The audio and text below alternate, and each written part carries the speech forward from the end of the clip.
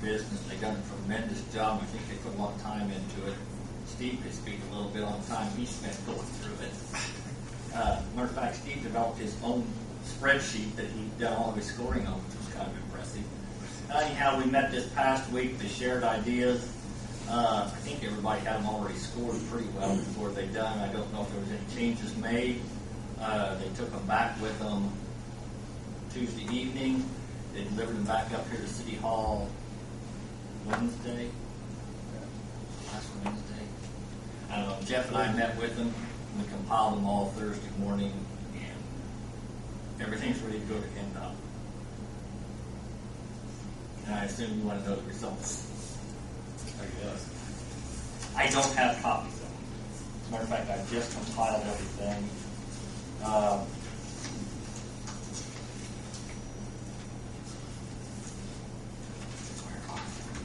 Are those being sent to NDOT through you or through the Board of Works? Through me. In other words, everything you see here has been converted to electronic, and it will all be forwarded down to Seymour first.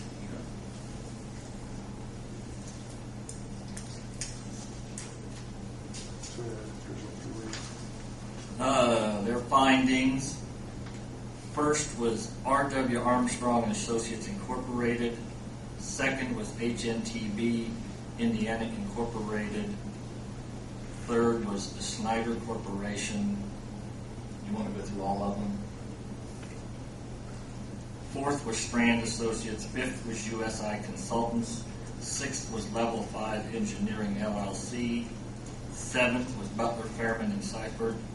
Eighth was First Group. And ninth was Howard J. Martin Systems. And if you want to look at the scoring page, I'll pass it back. I'm sorry. They were really, really close on some of them. I don't even know if the committee knows. I don't think they do.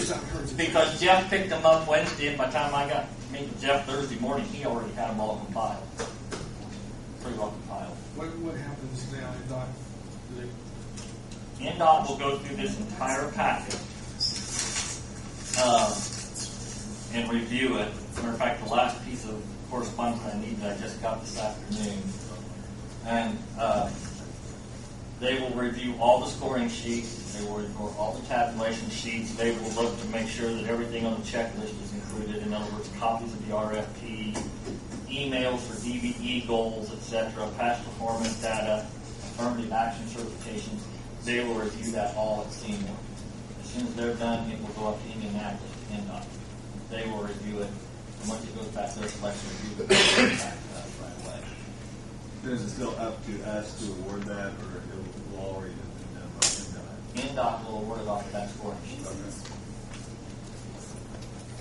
Then we will sit down with number one and try to come to a determination contract. If we absolutely can't get anywhere, then we go to number two. If we can't get anywhere, you go to number three. I mean, you can continue through the process. Any time frame we looking at? It has to be done before August 12th for the wedding. We need it in place. So I'm hoping to have that back.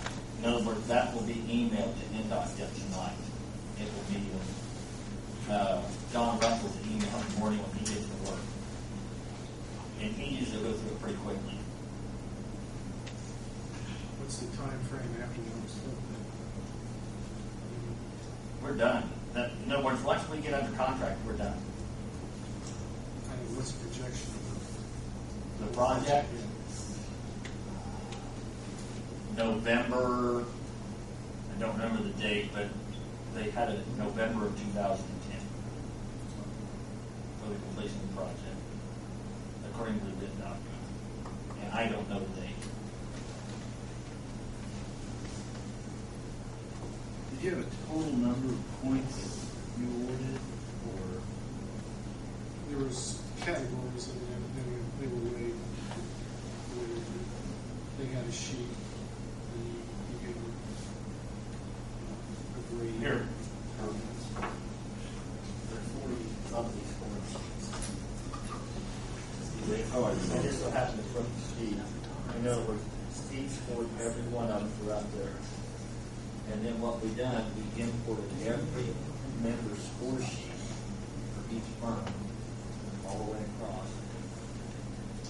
rejected. And it was evaluated wrong. And then we trained them based on the latest information. So NDOT will decide whether our rating is, No, they will, if they feel comfortable with everything we submit, they'll accept the rating. they'll accept it, and then we begin the process of negotiating the contract. Don't say shit. Only one of those that exists.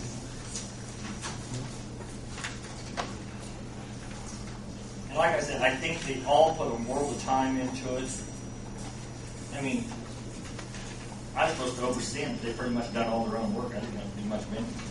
Show up in Unlock City Hall a couple of times.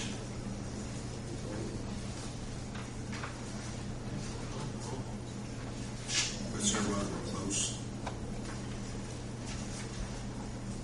Well, they could have been 10 points closer. I could have made a phone call to find out what to do when you tie. That's how close they were. And I don't know, I haven't even thought to look to see how many points are possible.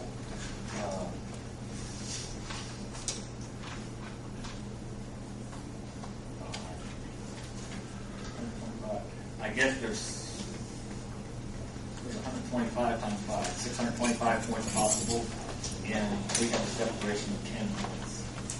It's all said and done. So that's about as close as we get.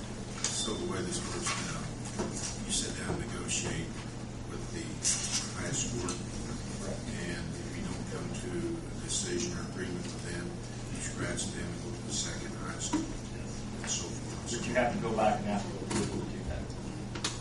And also, once you scratch one, you can't go back. You can't change your mind. I guess I don't know. I guess you could if you went through all nine and you couldn't work with anybody. I don't know. But I know if you can't come to any kind of negotiable contract, then you do go back to the next choice, but you have to ask for approval to do that. Which is just a formality, but they will allow you to. Any questions?